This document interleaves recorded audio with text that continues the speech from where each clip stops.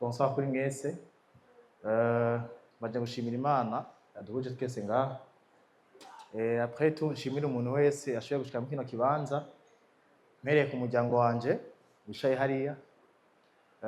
Ku nshuti n'abavukanyi bose bari ngaha. Kubo twashoboye guhereza ubutumire bose bagashobora kuza muri kino kibanza. Ndababwira ati mwikomera amashi. Ndababwiye mwikomera amashi kuko tuvuze ijambo le baba. Le baba ndayumva ko ari jewe, le baba ni wowe, le baba nuriya, le baba ni twese. Avant jewe hariho le baba. Le baba iri hejuru ya twese. Nkuko MC Aditop yaje kubivuga, yego ico kibazo cyarabajwe cyane, le baba, wose le baba, ntitucumva ntitubitahura. Le baba ni izina, ni surnom, itazirano. Umwe tutakiri kumwe muvyeyi wacu yakunda kutwita. Kubazi igiswahili barazi ijambo baba, umuvyeyi, papa. Le baba rero yakunda kuri duhamagara tubwira ati malgré yuko abavyeyi bahari, twe duhari, namwe muri papa bato muri famille. Rero pour legacy yiwe ivyo yakoze, ivyo yadukoreye mu muryango, nafashe ishingiro cyo kuvuga ati le baba Company Group, the Baba Company Group nayitiriye ico gikorwa, nayitiriye iryo zina ryo tazira n'umuvyeyi kuko n'umuvyeyi w'akarorero n'ubu hari uburorero n'impanuro z'uwo umuntu akigendera. The Baba Company Group ni entreprise nshasha benshi ntibari bayizi, ariko ni projet itiyumviriye ko no munsi canke ejo, ni projet yumviriye ko haraheze igihe kitari gito kandi idafise gahunda yo guhagarikira ngaha ibikorwa vyayo. Yego ije gukorera mu gisata gisanzwe kirimwo abandi basanzwe bikoreramwo, notamment hari bamwe turi kumwe ngaha, Monsieur Hasco asanzwe akorera muri événementiel. Ndamushimire ko bayitavye ubutumire. Twaje gukorera muri kino gisata,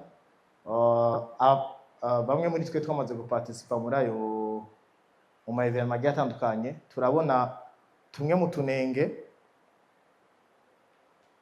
turiyumvira ati ntitwama turi babandi bavuga ati kubera iki bitagenze neza, kuko j'avais un professeur yigeze kunyigisha ati hakuzoka muvuga ati aka nakanenge ataje ushoboye kugihindurako, vaut mieux sauter, uceceke ureke kunegura ikintu udafitiye réponse.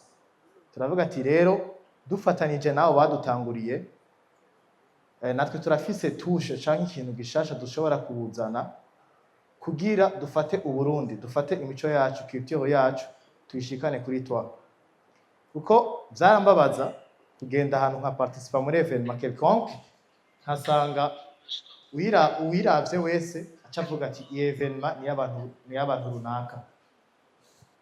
Aravye événement akavuga ati justement iyi événement iraboneka ko ari aba West, justement iyi événement iraboneka ko ari y'aba Tanzania canke y'abanyarwanda, ugasanga afise iyo touche yabo.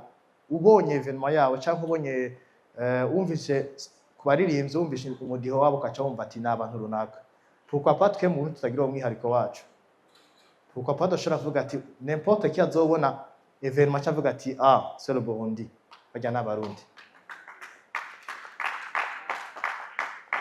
Numero nimero navuze ati reka tuzane entreprise ariko ikorera mu mice myinshi, ko nitwokorera muri événementiel gusa. Kuko hari igihe je naraciye kuri micro, un journaliste, turahura n'ama bon, waciye kuri micro ntayiheba jusqu'à la mort. Turahura n'ama défi cyangwa twarahura n'ama défi yo kumva ati ikintu concert tagenze neza, tubite ku baririmbyi cyangwa tubite ku babiteguye. Pourtant ni igikorwa kiri soudain, ni igikorwa gikeneye novuga parti zose. Ni nk'umubiri w'umuntu ukeneye amaguru, amaboko, umutwe, byose kugira bije hamwe bishobore gufonctiona neza. Ntidushobora rero gukorera muri événement gusa. Izo événement dushaka kwerekana Uburundi biciye muri événement, bien sûr hacazamwo les artistes, ngo twibagire les artistes bashobora guhereza iryo shusho ryiza ry'u Burundi. C'est pourquoi on est pensé muri le Baba Company Group harimo ibisata bigiye bitandukanye. harimo igisata ca evenementiel, harimo igisata nk'ico mukuru wacu ngaha dutanguriye KNSP, tumukomere amashi, ca management y'aba career artistique canke cinématographie, aba cinéaste n'aba artiste. Ariko franchement, let me be honest, je ndakunda kuba real, kuba kwino ndavyumvira. Turafise agahaze, niba dukeneye aba artiste bacu ko baba international, tubabona kuri ajya ama stage manini, twifuza kubabona ko hariho ico bisaba. Kandi ico bisaba aba artiste ntibazocishikana ko bonyene, kuko n'abantu barafise ama défi, n'abantu barafise ama law yabo, tukeneye kubashigikira, ntiturabe ku ma law yabo, tukarabira ku vyiza bashoboye. C'est pourquoi twashizeyo ico gisata cyo kumanaginga career zabo, kubera dushobore gukorana n'abandi n'andi ma institution n'abandi badutanguriye, turabe ko twoshika twogira aba artiste bari kuri level ushobora kuvuga ati umu artiste wacu ndabigwaye ndabinyotewe, kumva ati hategura igiteramo ahantu runaka, umurundi yagiye ahantu runaka arategura igiteramo cy'abarundi mu kindi gihugu runaka kiri kuri level twovuga international irenze. Ndashima urwego tugeze ko vraiment urwego rwiza, kandi abagwanya kugira turushike ko hari bamwe bari ngaha, hari n'abatashoboye kuhashika, ariko bose tuvuga ati Imana ishimwe kandi bakoze ibikorwa. C'est pour cela rero Les Baba ntije guhagarara, ije gukomeza ibikorwa vyayo, inagira ko ikorana namwe mu institution yaba culturelle, kugira ko dushaka gupromotinga Uburundi tubushire kuri Autour du Monde. Turakiye gukorana nabo muri culture, turakiye gukorana n'amasitsi agiye atandukanye. Ikirimi cacu c'ikirundi benshi turavuga ngo ntigikwiye, ngo nigikene. Par contre kuba kizi barazi ko gikwiye. Ariko muri make Les Baba nizo nzira ije gukoreramwo, hakongera hakabaho n'ubusabane.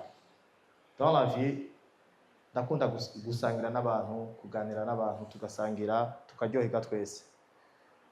Les Baba ni jewe, Les Baba ni KNSP, Les Baba ni Van Ice, ni Kingorongoro, ni Alvin, n'abantu bose bari ngaho. Ntimwumve Les Baba mwumve ko ari umuntu umwe, ego mu mategeko ni umuntu umwe, ariko in real mu bikorwa vyayo ni abantu bose. Kandi ngire ko nsaba bamwe badutanguriye nitubitura, kuko twabituye bakashobora kudutera iteka ngaha, bazoshobore kutwakira dukorane kuri izo projet dufise.